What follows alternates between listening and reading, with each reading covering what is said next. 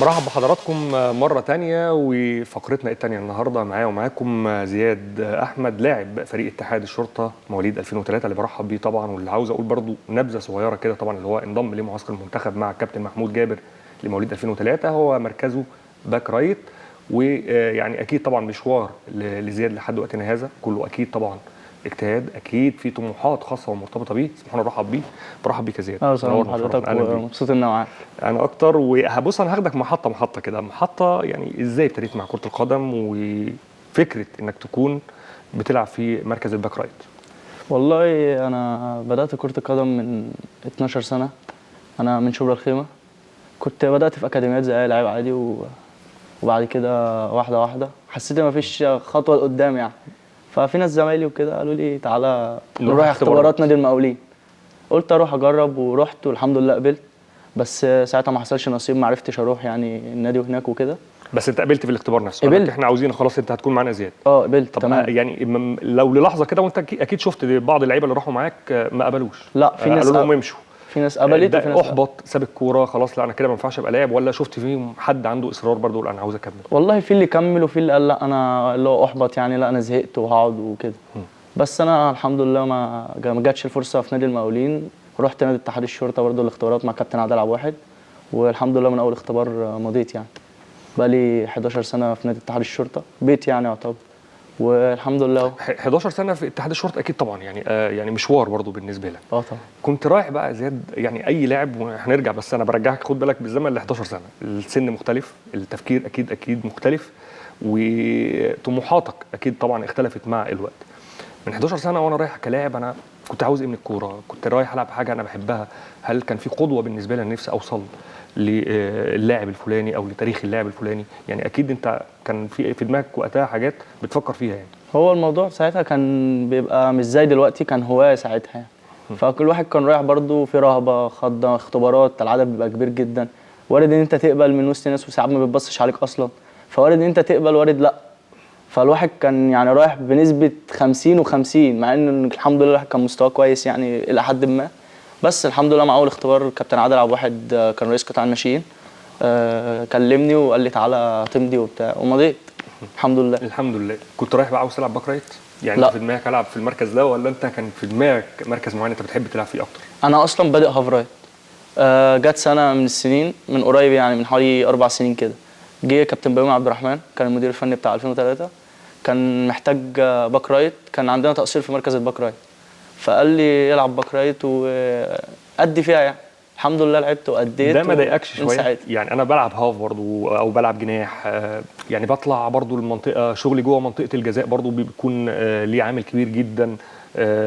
لو رجوعي برجع لنص الملعب، او حتى لو كان ملزم شويه فتره من الفترات من المباراه بان انا ارجع ادافع برجع، ولكن برضو شغلي الامامي اكتر، يعني شغل الهجومي اكتر. اكيد الهاف رايت بيبقى مريح شويه عن الباك رايت، عشان الباك رايت بيبقى محتاج مجهود 90 دقيقه هجوم ودفاع، بس هو نفس البوزيشن يعني كله على الخط. لا بس في مجهود برضه. انت ما رجعتش، ما غطيتش مع المساكين، دي مشكله كبيره بالنسبه لك. اللي بيفرق بيفرق في المجهود الباك رايت بس، لكن هي نفس البوزيشن برضه على الخط ونفس اللعب وكده، بس بتفرق الباك رايت ان هو دفاعي بيبقى دفاعي اكتر، ما فيش ان انت بتطلع ما بترجع، لا لازم ترجع. بص احنا دايما كده وانت بتبص على كره القدم وعلى الملعب، ودايما مع الباكات يا جماعه، يعني احنا بنقول دايما الباك اللي هو باك كويس وعنده توازن ما بين الدفاع وما بين الهجوم، وهتكلم شويه عن الجزء الهجومي اللي يمكن لعبه وهو جناح.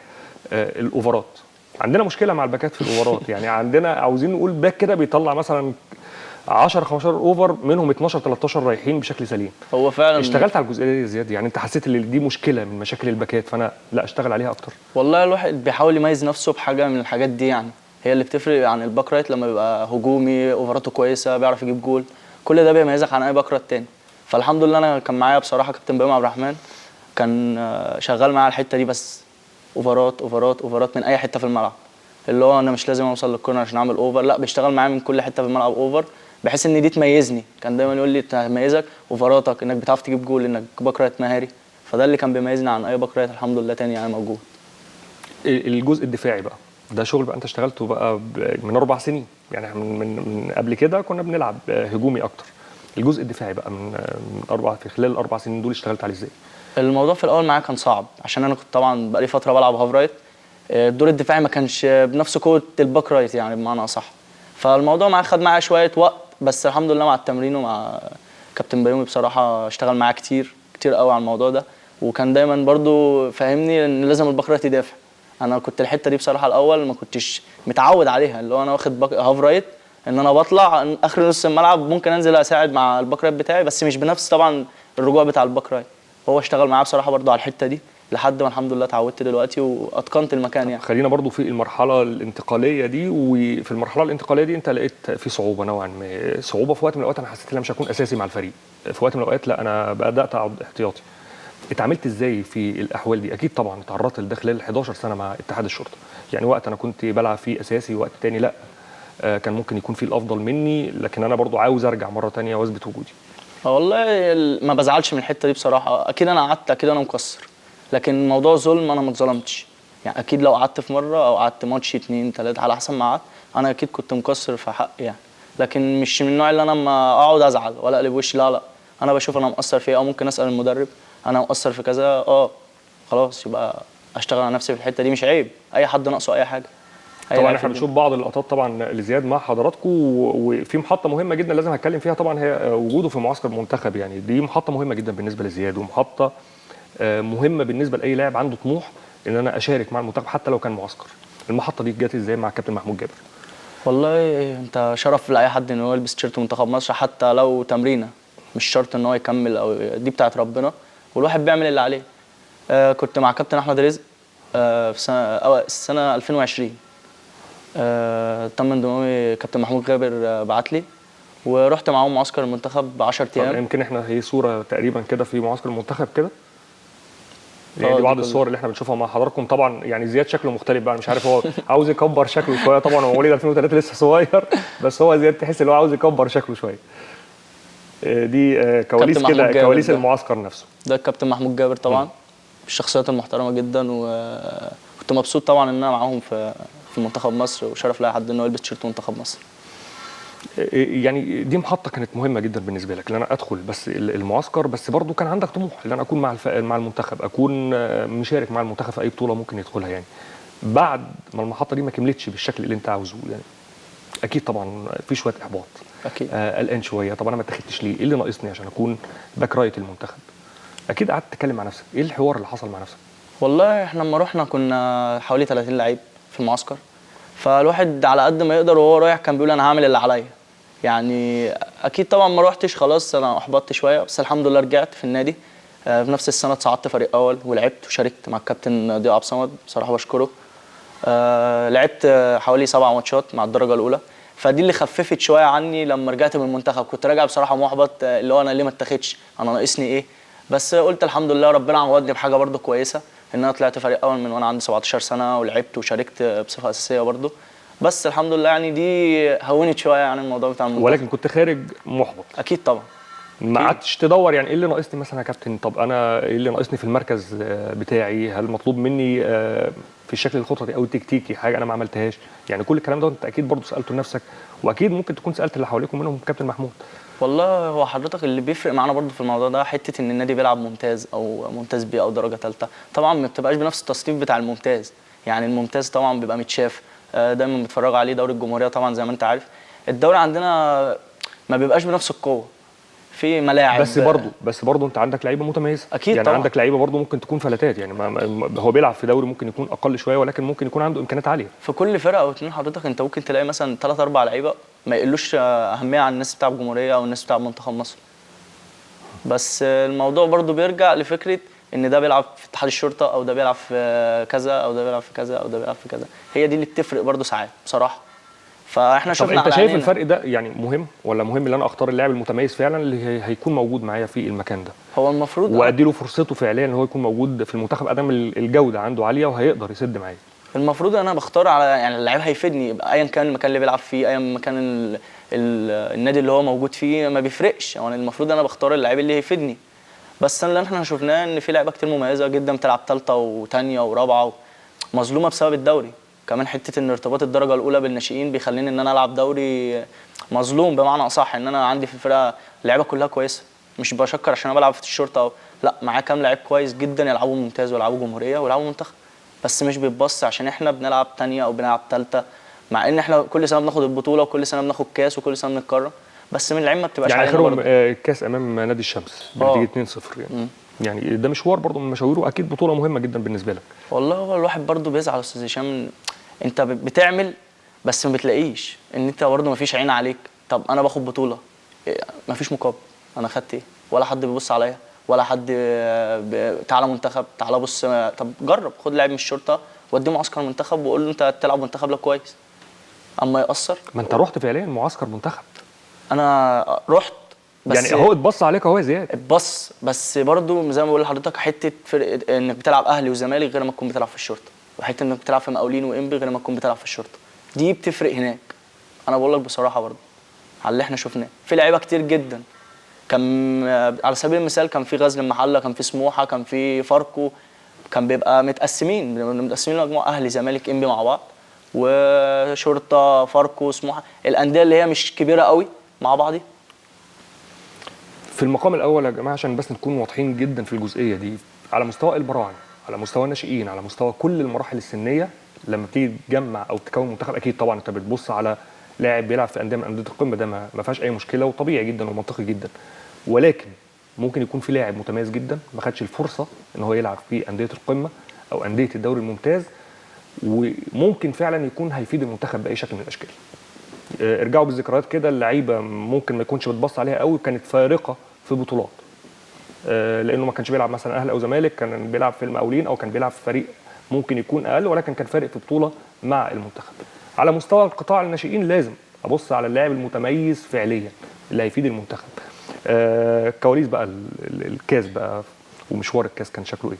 والله الكاس كان احنا كنا مريحين، خدنا فتره راحه بين الدوري وبين الكاس حوالي شهر، فلما رجعنا قالوا ان في كاس هيتعمل وممكن ما يتعملش. فطبعا اللعيبه يعني ريحت بشكل كبير، كلنا ريحنا. في لعيبه طبعا بتشتغل، في لعيبه بتتمرن، على حسب كان فيه وفيه، بس المعظم كنا مريحين يعني. قالوا ان في كاس هيتلعب، كانت اول مباراه قدام نادي الو ايجيبت، فقلنا هنروح نلعب، بس احنا مش جاهزين، يعني احنا فعلا ما كناش جاهزين. ما كانش في فتره اعداد قبل، يعني اتفاجئتوا خالص. احنا فجاه احنا عندنا ماتش بكره، ولا حتى تمرين قبل الماتش. اتحاد الكره حط ان الماتش بكره، فطبعا احنا في ناس عندنا من الشرقيه، في ناس من بلاد ارياف، عقبال ما جت طبعا وبهدله طبعا في السفر والكلام، وهو مش بيتمرن فمش جاهز بنسبه 100%. الحمد لله لعبنا ماتش الو ايجيبت على قد ما قدرنا وكسبنا الحمد لله بضربات الجزاء، وعدينا اول ماتش. بعد كده لعبنا ربع النهائي قدام نادي الطائرات، كسبنا برضو الحمد لله بضربات الجزاء. كل ده برضو احنا ما كناش جاهزين، يعني احنا بنلعب من غير تمرين، والحمد لله لحد ما وصلنا نهائي قدام نادي الشمس، فرقه محترمه بصراحه. كنا ابتدينا نقف على رجلينا شويه، وهم نفس الكلام برضو ما كانوش بيتمرنوا، لحد ما وقفنا على رجلينا والحمد لله عرفنا ناخد الكاس يعني. الكرة الحديثة دلوقتي الوضع اختلف بقى، ونظرة اللاعب والفرق بين لاعب ولاعب تاني رؤيته للملعب. بتحاول تمرن نفسك على ده دايما يا زياد حتى من خلال المباريات، يعني بتحاول تشتغل انت بشكل فردي على نفسك مع مجريات الكرة الحديثة في الوقت الحالي؟ اكيد طبعا. برضو مرحله الناشئين بتبقى غير مرحله الدرجه الاولى خالص. اللاعب تفكيره بيتغير لما بيطلع درجه اولى خالص بنسبه 180 درجه. انت في ايه اللي اتغير في زياد لما لعب فريق اول؟ اكيد طبعا. انت في الناشئين واخد ان الكره ممكن تقعد في رجلك 5 دقائق، ممكن تقعد في رجلك 7 دقائق. ما تقعدش كده يعني انت مش تحافظ على الكوره كل ده، بس بنسبه كبيره والكوره تحت رجلك بنسبه كبيره. لكن في الدرجه الاولى طبعا تحرك رقم 1 قبل الباص وقبل الكوره، تحرك عينك، الرؤيه قبل ما تباص قبل ما تشوت، كل قرار في الملعب قبل اي حاجه عينك. فالتفكير بيتغير 180 درجه، العقليه بتتعامل بعقليه احتراف بمعنى اصح. طيب في وقت من الاوقات انا ممكن اطلع اتمرن مع الفريق الاول في النادي وبعد كده انزل تاني مع الفريق اللي كنت بلعب بيه، الموضوع ده حصل لك؟ هو المشكله يعني حصل لك طلعت اتمرنت مع الفريق الاول وخلاص بقى، يعني حطيت يعني في طموحاتي كلها ان انا هكون مع الفريق الاول وهشارك بعد كده ان شاء الله باذن الله في وقت من الاوقات اساسي، بس قصرت شويه او نزلت تاني اتمرن مع الفريق او المرحله السنيه او العمريه اللي انا كنت شغال عليها؟ والله زي ما بقول لحضرتك، انا يعني اول ما بدات الحمد لله شاركت. اول ما طلعت مع كابتن ضياء عبد الصمد وكابتن محمد ابو رايه، شاركت في حوالي 7 ماتشات رسميه اللي هم كانوا اخر نهايه الدور الثاني. انا اتصعدت في اخر 7 ماتشات، لعبت ال7 ماتشات الحمد لله، فنهي الموسم بشكل كويس، وان انا خلاص هبدا مع الفريق الاول فتره الاعداد الموسم الجاي. ففوجئت برضو ان انا يعني الموسم بدا وانا مش موجود، وان اللي كان معايا برضو بيلعب مش موجود، بنلعب بصفه اساسيه اخر الموسم ونهين بشكل كويس.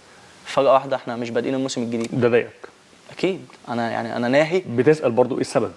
انا ناهي كويس، انا ناهي لعب ماتشاتي كلها اساسيه، الحمد لله كسبانين 7 ماتشات ما قصرناش، الناس كلها بتشيد بينا.